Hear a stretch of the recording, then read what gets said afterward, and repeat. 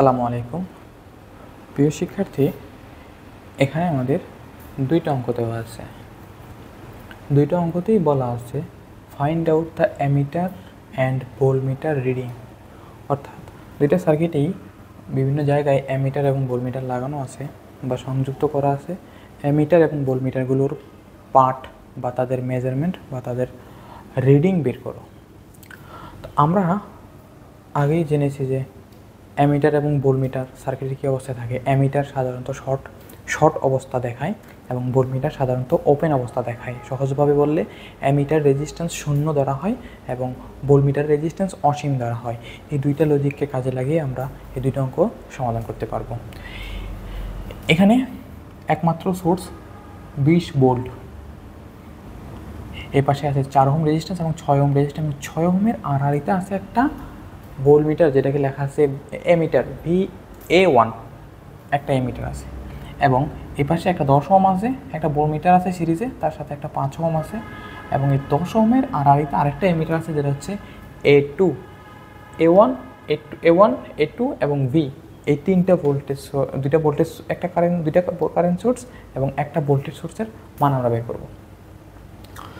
তাহলে আমরা দেখি, যেহেতু এই প্রান্ত থেকে এই প্রান্ত শর্ট, সুতরাং আমরা বলতে পারি এই 6 ওহমের ভিতর দিয়ে কারেন্ট প্রবাহিত হবে না, এই শর্ট প্রান্ত দিয়ে কারেন্ট চলে আসবে। যেহেতু একটা অ্যামিটার দেওয়া আছে, অ্যামিটারটা শর্ট হয়, সুতরাং 6 ওহমের দিয়ে কারেন্ট প্রবাহিত না হয়, অর্থাৎ 4 ওহম অতিক্রম করার পর যখন শর্ট প্রান্ত পাবে, শর্ট প্রান্তে এসে সোর্সের নেগেটিভে চলে যাবে, এই 6 ওহম বাতিল চলে যাবে, অর্থাৎ 6 ওহম হবে না। তাহলে A1 এর পার্ট লেখা যায়, A1 = লেখা যায়, এখানে আছে 20 ভোল্ট, এখানে আছে 4 ওহম রেজিস্ট্যান্স। যেহেতু এখানে আর কোনো শর্ট পথ আছে, এখানে আর কোনো রেজিস্ট্যান্স নাই, সুতরাং এই 20 ভোল্টকে দিয়ে যদি আমরা এই 4 ওহম দিয়ে ভাগ করি, তাহলে এই 4 ওহমের কারেন্ট অর্থাৎ এই অ্যামিটারের কারেন্ট পেয়ে যাব। তাহলে অ্যামিটার 1 এর মেজারমেন্ট কারেন্ট হবে 20 ভোল্ট বাই 4 অর্থাৎ 5 অ্যাম্পিয়ার। আমাদের প্রথম যে অ্যামিটার আছে ওই অ্যামিটারের কারেন্ট আমরা পেয়ে গেলাম। এখন আসি এই অ্যামিটারের আগে আমরা যদি ভোল্টমিটারটা ক্যালকুলেশন করি, তাহলে আমাদের জন্য সহজ হবে। আমরা জানি প্যারালাল হয় কখন, যখন এই একটা ব্রাঞ্চ এবং অন্য একটা ব্রাঞ্চের দুইটা সাধারণ বিন্দুতে সংযুক্ত হয়, তখন তারা প্যারালাল হয়। সুতরাং এই 10 ওহমের সাথে A2 অর্থাৎ অ্যামিটার 2 যেটা, সেটা প্যারালালে আছে। তাহলে আমরা খুব সহজেই বলতে পারি যে এখানে কারেন্ট 10 ওহম প্রবাহিত না হয় এদিকে চলবে, কিন্তু এখানে আসার পর আছে একটা ভোল্টমিটার, অর্থাৎ সিরিজ সামনে ভোল্টমিটার আছে। ভোল্টমিটারের রেজিস্ট্যান্স আমরা জানি অসীম যদি রেজিস্ট্যান্স হয়, সেখানে তো কারেন্ট প্রবাহিত হবে না।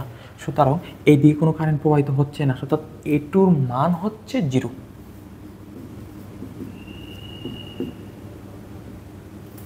তাহলে এটার অ্যান্সার হচ্ছে এটা।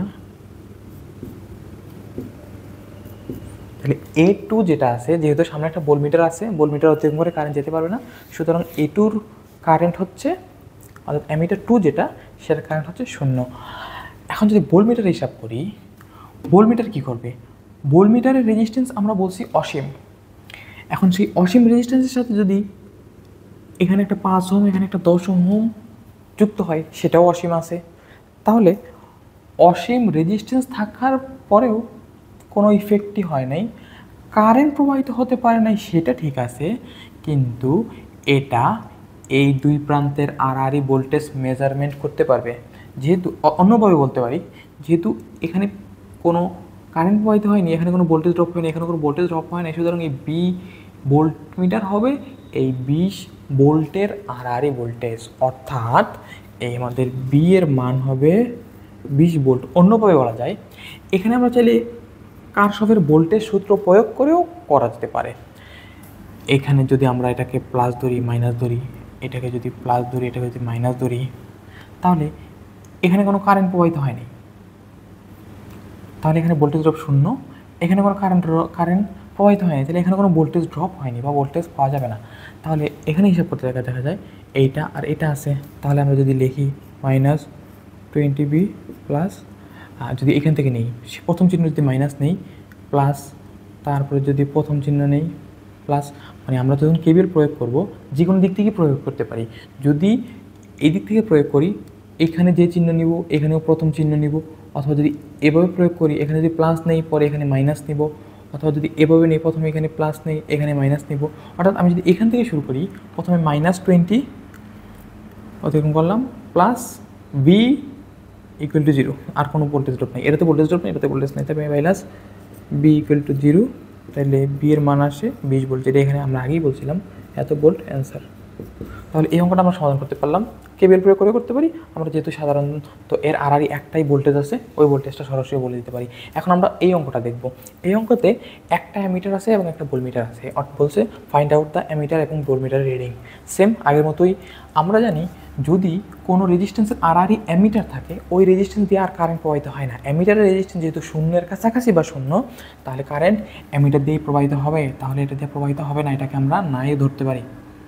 এখানে একটা শূন্য পথের রেজিস্ট্যান্স আছে, এই জন্য শূন্য পথের রেজিস্ট্যান্স দিয়ে প্রবাহিত হবে, এই 5 ওহম দিয়ে তখন যাবে না।